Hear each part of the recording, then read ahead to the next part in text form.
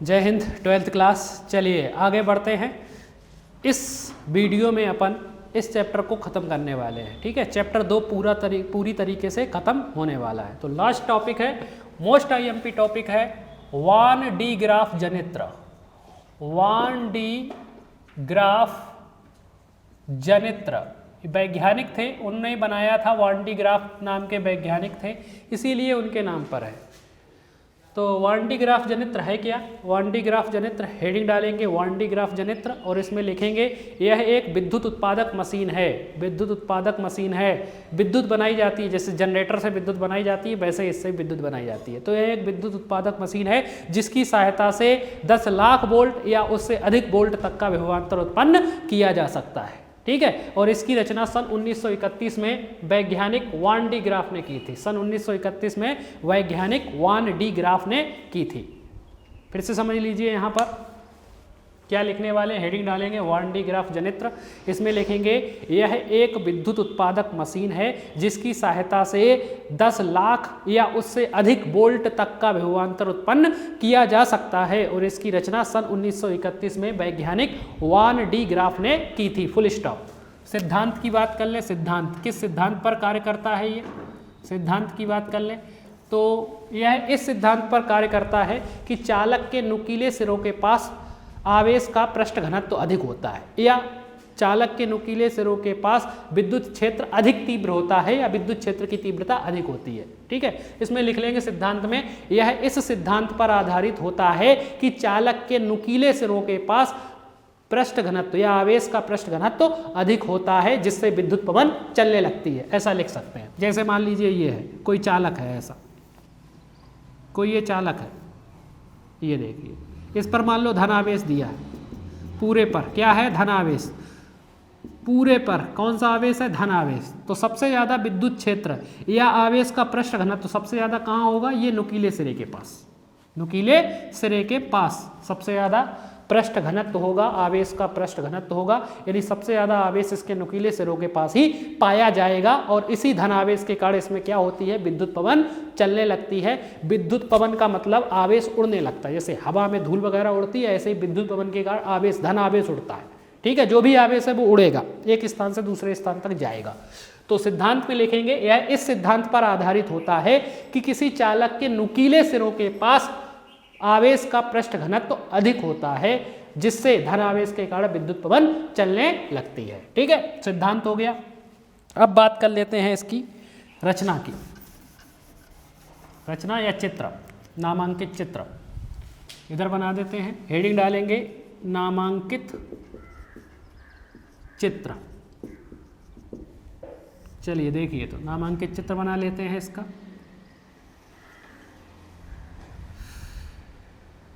इसमें होता क्या है? 15 मीटर ऊंचे दो स्तंभ होते हैं, विद्युत रोधी स्तंभ। 15 मीटर ऊंचे विद्युत रोधी स्तंभ होते हैं। ठीक है, ऊंचाई कितनी? 15 मीटर। कैसे? विद्युत रोधी, करंट नहीं जाना चाहिए इनमें।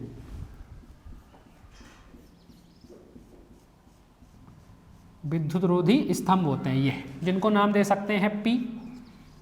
15 मीटर ऊंचे विद्युत रोधी स्तंभ है। इन पर 5 मीटर व्यास का धातु का खोखला गोला, 5 मीटर व्यास का धातु का खोखला गोला पूरी तरीके से गोल होगा। सामने से देखने पे तो ऐसा ही दिखाई देगा। ठीक है, पूरी तरीके से ये गोल होगा, ये रख दिया जाता है। 5 मीटर व्यास का धातु का खोखला गोला ये रख दे रहे हैं। 5 मीटर व्यास का धातु का खोखला गोला।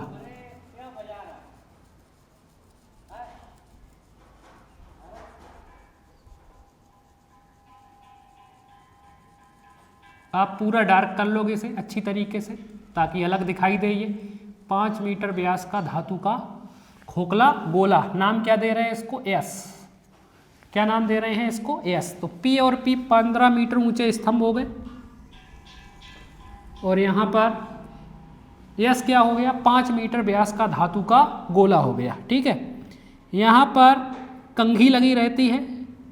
कंघी तो सब जो जानते ही होंगे, जैसे बाल खींचने वाली कंघी होती है, बाल नोचने वाली, खींचते हैं, कंघी करते हैं तो उसमें नुकीले सिरे होते हैं, तो वैसे ही कंघी में नुकीले सिरे होते हैं, इसको नाम दे रहे हैं C1। इस कंघी क्या नाम दे रहे हैं C1। इसी तरीके की एक और कंघी ऊपर लगी रहती है जिसमें नुकीले सिरे होंगे, जिसको नाम दे रहे हैं C2। क्या नाम दे रहे हैं C2, क्योंकि नुकीले सिरे चाहिए, सिद्धांत पर काम करता है। चालक के नुकीले सिरों के पास विद्युत क्षेत्र अधिक तीव्र होता है, इसी सिद्धांत पर काम करता है।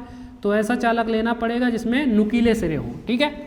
कंघी C1, यहाँ पर एक बैटरी लगी रहती है और कंघी C1 का संबंध बैटरी के धन सिरे से, प्लस वाले सिरे से कर दिया जाता है। ये प्लस होगा, ये कौन सा होगा, माइनस वाला, ठीक है, ये प्लस सिरे से कर देंगे।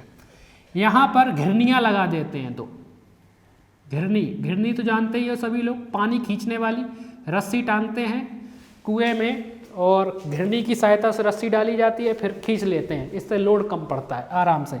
या चक्की चलती हुई देखी होगी, आटा चक्की वगैरह, ठीक है, इस पर बेल्ट लगा देते हैं उसी तरीके से। ये इसे किसी मोटर की सहायता से घुमाते रहेंगे, ठीक है। तो इनको नाम दे रहे हैं P1 और इसको नाम दे रहे हैं P2। P1 व P2 ये घिरनी है और ये बेल्ट लगी हुई है, ये क्या बेल्ट चढ़ी हुई है। यहाँ पर एक चीज़ और होती है, डिस्चार्ज ट्यूब, विसर्जन नलिका। अगर कोई आवेश एक्स्ट्रा आएगा तो इसको ग्राउंड पृथ्वीकृत कर देते हैं, नीचे भेज देंगे या उपयोग कर लेंगे कहीं और इनका।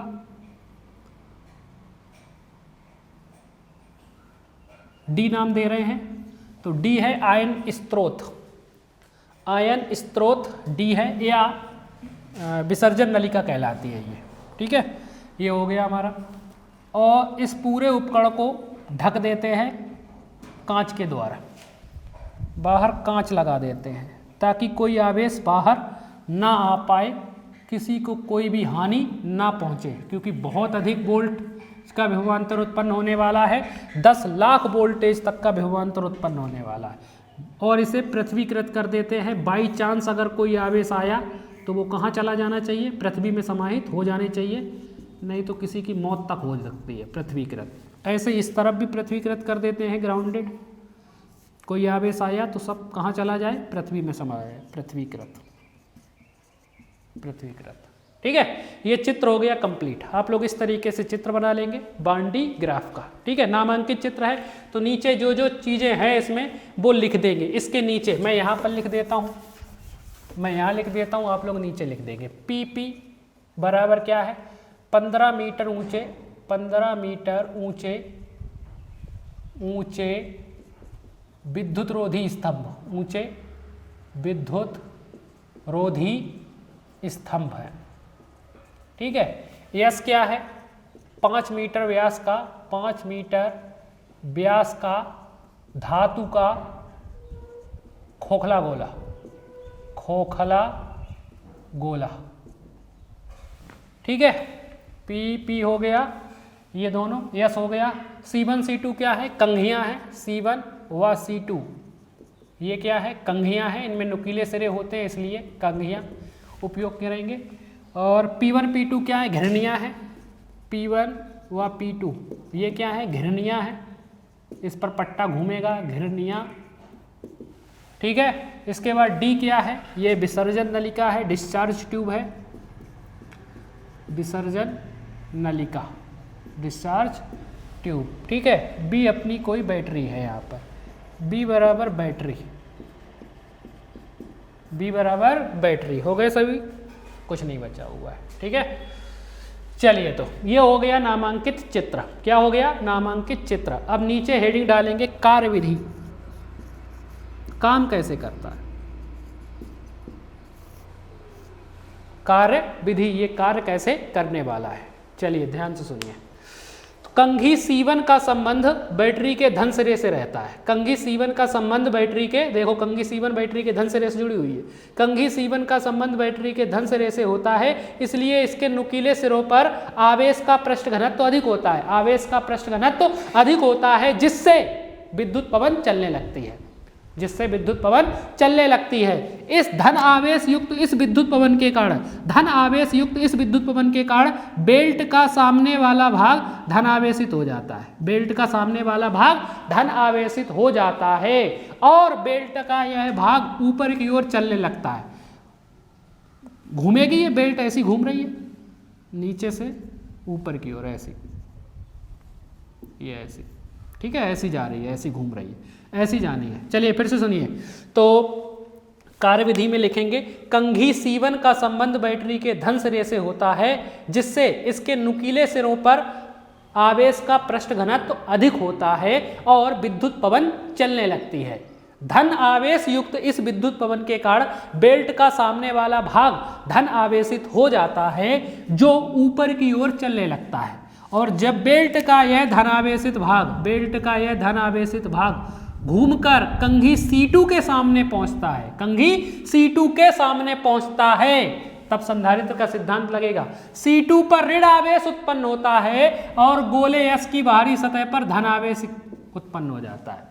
C2 पर ऋण आवेश उत्पन्न होगा और गोले S की बाहरी सतह पर ऋण आवेश उत्पन्न होगा। देखिए संधारित्र का सिद्धांत यहाँ पर लग रहा है। पहली प्लेट को धनावेश देते थे, दूसरी प्लेट की निकटवर्ती सतह पर ऋण आवेश और बाहरी वाली सतह पर धनावेश, तो C2 पर ऋण आवेश, यहाँ पर धनावेश उत्पन्न हो गया।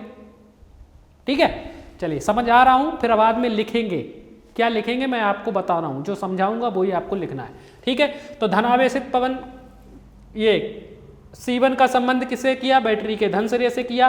बैटरी के धन सिरे से करेंगे तो कंघी C1 पर के नुकीले सिरों पर आवेश का पृष्ठ घनत्व अधिक होगा, जिससे विद्युत पवन चलने लगेगी। धनावेश युक्त इस पवन के कारण बेल्ट का सामने वाला भाग धनावेशित होगा और ये घूमकर कहाँ जा रहा होता है? C2 के सामने जा रहा होता है, ऊपर बेल्ट घूमती रहती है ऐसी। ठीक है, तो जैसे ही ये C2 के सामने पहुंचता है तो कंघी C2 के पर ऋण आवेश और गोले S पर धनावेश उत्पन्न हो जाता है। कंघी C2 पर कौन सा आवेश आया? ऋण आवेश आ गया।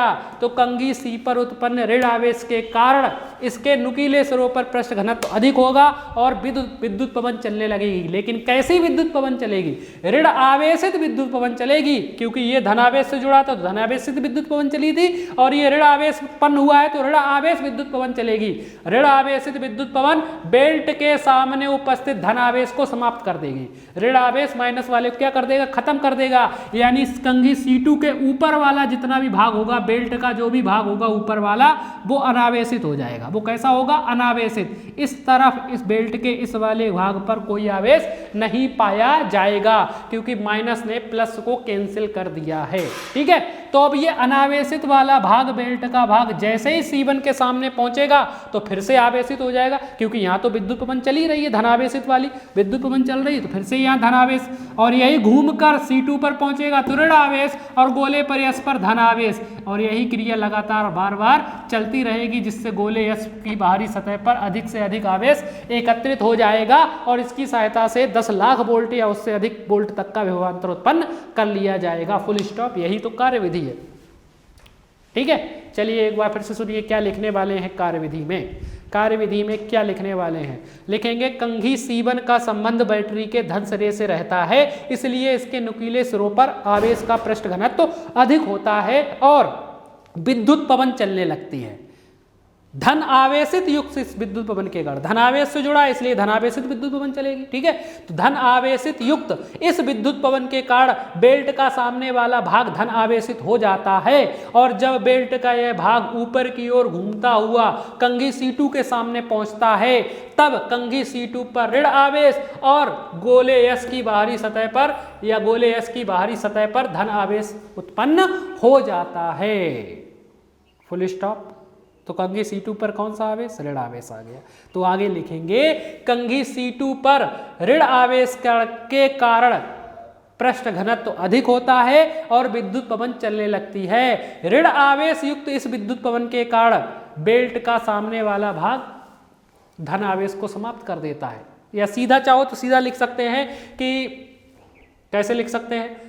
तो धनावेशित भाग जैसे ही C2 के सामने पहुंचता है तो C2 पर ऋण आवेश और गोले S की बाहरी सतह पर धन आवेश एकत्रित हो जाता है। कंघी C2 पर ऋण आवेश के कारण विद्युत पवन चलने लगती है, जो बेल्ट पर उपस्थित धन आवेश को समाप्त कर देती है, जिससे कंघी C2 के ऊपर बेल्ट का के ऊपर वाला बेल्ट का भाग अनावेशित हो जाता है, कोई आवेश नहीं होता, अनावेशित हो जाता है। और जब बेल्ट का यह अनावेशित भाग घूमकर पुनः C1 के सामने पहुंचता है तो पुनः विद्युत पवन के कारण, धनावेश युक्त विद्युत पवन के कारण पुनः धनावेशित होता है। और यही क्रिया लगातार चलती रहती है, जिससे गोले S की बाहरी सतह पर अधिक से अधिक आवेश एकत्रित होता रहता है, जिसकी सहायता से 10 लाख वोल्ट या उससे अधिक विभव वोल्ट तक का विभव या विभवांतर उत्पन्न कर लिया जाता है। Full stop. ठीक है, एक बार फिर से सुन लीजिए, लिखेंगे कार्यविधि में, कंघी C1 का संबंध बैटरी के धन सिरे से रहता है। कंघी C1 का संबंध बैटरी के धन सिरे से रहता है, इसलिए इसके नुकीले सिरों पर आवेश का पृष्ठ घनत्व अधिक होता है, जिससे विद्युत पवन चलने लगती है। धन आवेश युक्त इस विद्युत पवन के कारण बेल्ट का सामने वाला भाग धनावेशित हो जाता है। और जब यह बेल्ट का भाग ऊपर की ओर घूमता हुआ कंघी C2 के सामने पहुंचता है तो कंघी C2 पर ऋण आवेश और गोले S की बाहरी सतह पर धनावेश उत्पन्न हो जाता है। कंघी C2 पर ऋण आवेश के कारण विद्युत पवन चलने लगती है, जो बेल्ट के धनावेश को समाप्त कर देती है। अतः कंघी C2 के ऊपर वाले बेल्ट का भाग अनावेशित हो जाता है और बेल्ट का यह जब अनावेशित भाग घूमकर नीचे की ओर आता है, कंघी C1 के सामने पहुंचता है तो पुनः धनावेशित हो जाता है। और यही क्रिया लगातार या बार बार चलती रहती है, जिससे गोले S की बाहरी सतह पर अधिक से अधिक आवेश एकत्रित होता रहता है, जिसकी सहायता से 10 लाख या उससे अधिक वोल्ट तक का विभवांतर उत्पन्न कर लिया जाता है। Full stop. ठीक है, तो ये थी कार्यविधि। अब उपयोग देख लेते हैं, इसके उपयोग। वांडी ग्राफ जनित्र के उपयोग। पहला, विद्युत उत्पादन करने में, विद्युत उत्पादन करने में इसका उपयोग किया जाता है, विद्युत उत्पादन करने में इसका उपयोग किया जाता है। दूसरा, अल्फा कण, प्रोटॉन, ड्यूट्रॉन ऐसा लिखा जाएगा, ड्यूट्रॉन आदि को त्वरित करने में, गति प्रदान करने के लिए नाभिकीय विघटन में इसका उपयोग किया जाता है। तो पहला, विद्युत उत्पादन करने में इसका उपयोग किया जाता है। दूसरा, अल्फा कण, प्रोटॉन, ड्यूट्रॉन आदि कणों को त्वरित करके नाभिकीय विघटन में इसका उपयोग किया जाता है। ठीक है, उपयोग। तीसरा, नाभिकीय भौतिकी में इसका उपयोग किया जाता है, नाभिकीय फिजिक्स में, नाभिकीय भौतिकी के अध्ययन में इसका उपयोग किया जाता है। नाभिकीय भौतिकी, न्यूक्लियर फिजिक्स के अध्ययन में, नाभिकीय फिजिक्स, न्यूक्लियर फिजिक्स को पढ़ने के लिए इसका उपयोग किया जाता है, अध्ययन में इसका उपयोग किया जाता है। उपयोग हो गए। अब देख लेते हैं दोष। दोष क्या है इसका? सबसे पहला इसका दोष ये है, कमी है, आकार बहुत बड़ा होता है। 15 मीटर ऊंचे स्तंभ, यानी फिट में बदले तो 15 या 45 फिट के आसपास ये संरचना होती है। तो इतना बड़ा उपकरण एक जगह से दूसरे जगह ले जाने में असुविधाजनक हो जाता है। ठीक है, तो इसका दोष है कि आकार बड़ा होने के कारण यह एक स्थान से दूसरे स्थान तक ले जाने में असुविधाजनक होता है। ठीक है, दूसरा, पहला हो गया। दूसरा, बहुत अधिक विभवांतर उत्पन्न करने के कारण यह खतरनाक होता है, बहुत ज़्यादा खतरनाक होता है। ठीक है, तो बहुत अधिक विभवांतर उत्पन्न करने के कारण या वोल्टेज उत्पन्न करने के कारण यह बहुत अधिक खतरनाक हो जाता है। Full stop. तो ये हो गया वांडी ग्राफ जनित्र, और इसी के साथ चैप्टर 2 खत्म, और इसी के साथ पहली यूनिट, फर्स्ट यूनिट पूरी तरीके से खत्म हो गई फिजिक्स की। फर्स्ट यूनिट में मैंने आपको 2 चैप्टर पढ़ाए हैं। पहला चैप्टर जिसमें विद्युत क्षेत्र की तीव्रता वगैरह पढ़ाई थी, दूसरा चैप्टर में मैंने आपको विभव, विभवांतर और संधारित्र पढ़ाया हुआ है, और लास्ट में ये टॉपिक वांडी ग्राफ जनित्र पढ़ाया है जो संधारित्र जैसा ही है। ठीक है, तो पहली यूनिट पूरी तरीके से खत्म हो गई। आप लोगों का काम है अच्छी तरीके से याद करना। वीडियो देखिए, बार बार देखिए इनको और याद कीजिए, लिख लिख के इनको याद कीजिए। ठीक है, पीडीएफ आपको सेंड कर दिए जाएंगे। जो भी दिक्कत है आप पीडीएफ में, जो बच्चे नहीं लिख पाते हैं, जो मैं बोल रहा हूँ वो नहीं समझ पाते हैं, वो आप पीडीएफ में से देखकर लिख सकते हैं। ठीक है, चलिए इसको यहीं पर ख़त्म करते हैं। जय हिंद।